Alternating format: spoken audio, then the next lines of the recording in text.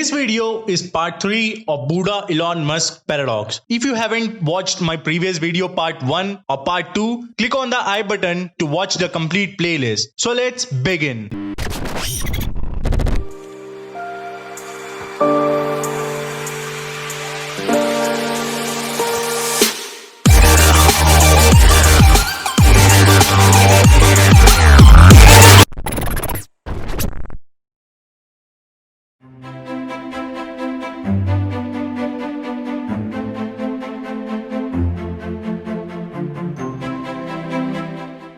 Part 1 of the Buddha-Elon Paradox explained how many of life's most important questions are rooted in finding a balance between Buddha and Elon Musk. Part 2 was about identifying what's most important to you and how to strike the perfect balance. There are, however, two more important considerations. Consideration that may be holding you back from taking action or from being happy regardless of what decisions you make. That brings us to part 3. Number 1. Is non-conformity for you? Do you care about fitting in? An important yet commonly overlooked consideration when making decisions is the degree to which conforming to your social surroundings is important to you. You read more literature out there about why you shouldn't conform, why you should be yourself and do your own thing and not worry about what anybody else thinks of you. I do believe there's value to that, especially if you are good at and or enjoy whatever you may want to do. If you love writing crazy fiction stories all day, so be it. You shouldn't let the opinions of others influence your life, but it's easier said than done. Often these articles provide a short-term hoorah to quit your job or move to Thailand. But after a few days, that passion is gone and no action is taken. People get a spark of motivation, but it's only short-term. I think there's a really good reason why that happens. Back in tribal society, humans needed to work with each other in order to survive. You had to work in a tribe to hunt and gather and defend your life. So it was pretty important to be able to conform.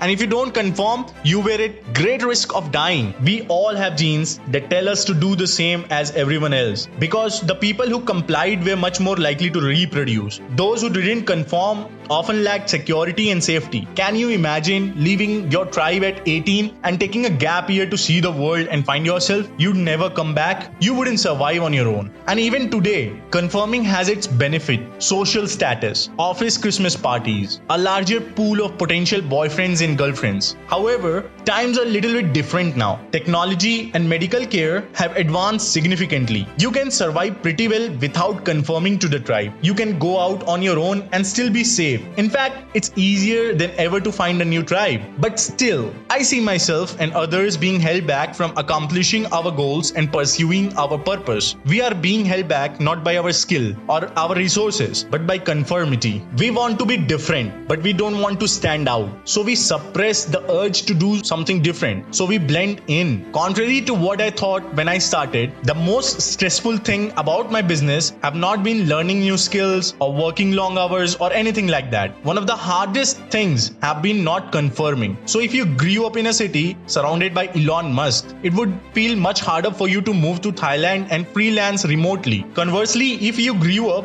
in a rural area surrounded by Buddhas, it would feel harder for you to not conform to that and to move to a big city in hopes of starting a business. The first step to conquering this is to simply acknowledge your surroundings. Acknowledge that it will feel hard not to conform and make a rational decision about what's important to you. And here's number 2, your why. Why do you choose to go to work on the weekends? Why do you choose to hang out with certain friends? And what is that's motivating you to make those decisions in the first place? It's not about just thinking about what you do, but also asking yourself why you do those things. Maybe what's driving you is that you are enjoying your work. Maybe you are a writer and you enjoy writing. Maybe you enjoy talking to your friends because they're really smart and funny. Conversely, maybe you are motivated by anxiety because you are afraid that you will get in trouble. Maybe you are afraid of missing out, so you feel like you have to go to the party even though it ends up being not that fun. You may be motivated by money, and then you have to ask yourself,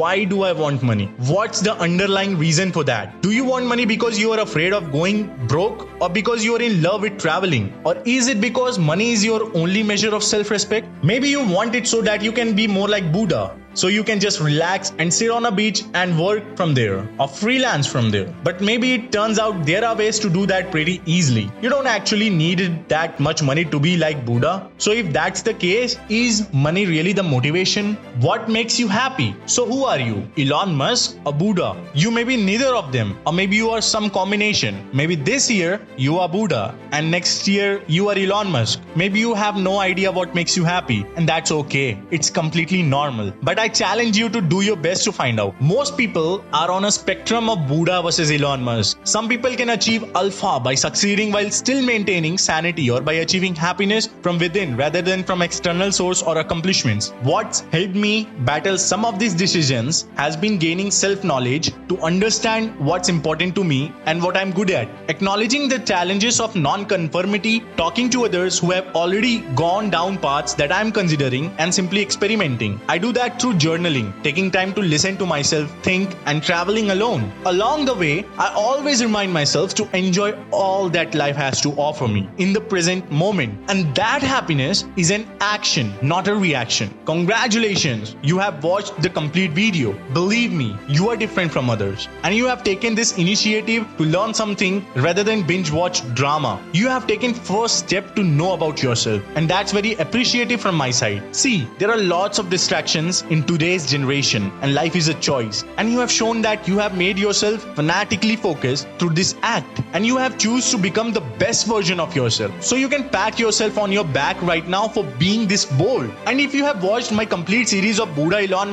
Paradox, let me know in comment section by typing me. Comment down below how was the video, what are your opinions about this topic, and you can request video on any topic in the comment section. If you like the video, give it a thumbs up. Explore my newly started channel and watch my videos. They are really short and they provide quality. And if you are really into these kinds of inspiring topics, so go ahead and subscribe my channel and hit the bell icon so you get the notification whenever I upload my video. Again, thank you and see you in the next video.